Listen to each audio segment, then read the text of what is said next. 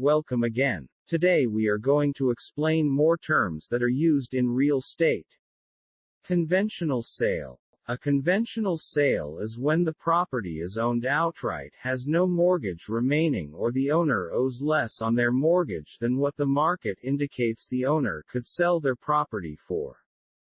Such conventional sales are often smoother transactions than non-conventional sales, such as foreclosures, probate-related sales, and short sales. Land lease. Traditionally, when you purchase a home, you own the home and the land the property is built on. There are some circumstances that involve a land lease, which means you would own the home while paying rent to the landowner for the land. Probate sale.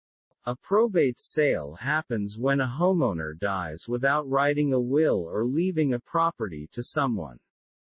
In such situations, the probate court would authorize an estate attorney, or other representative, to hire a real estate agent to sell the home.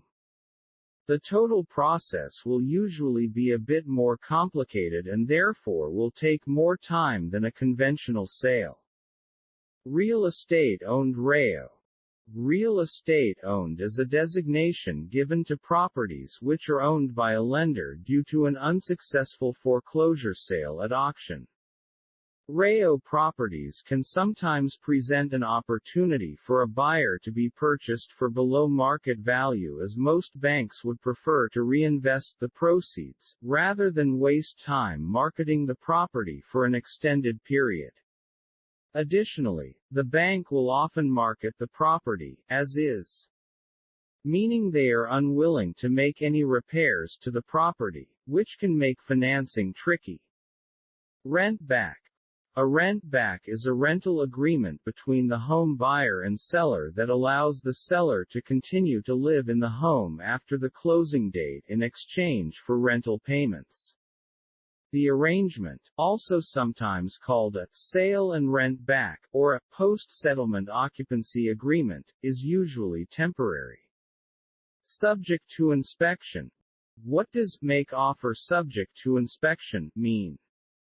This clause means that first a buyer must write an offer and get it accepted by the seller, and then and only then can the buyer check out the property in person.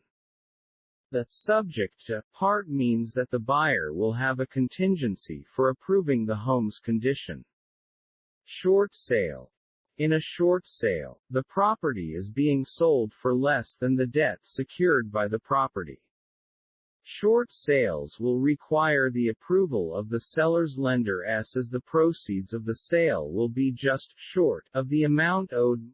Most lenders' processes of approving short sales are long and drawn out, requiring more time to close than a traditional sale. Trust sale. A trust sale means that the home is being sold by a trustee of a living trust and not a private party.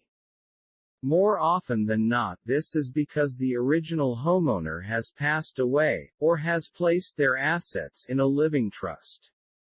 The trustee may not be as emotionally attached to the property as a traditional owner, which could translate to them accepting a less attractive offer, as the trustee may prefer to offload the property. Tenancy in common. Tenancy in common describes a type of joint ownership of a property, whether a single-family property or a commercial building. The tenants in common all own the property, but in different ratios. Depending on the property type, will determine the ease or difficulty in securing financing.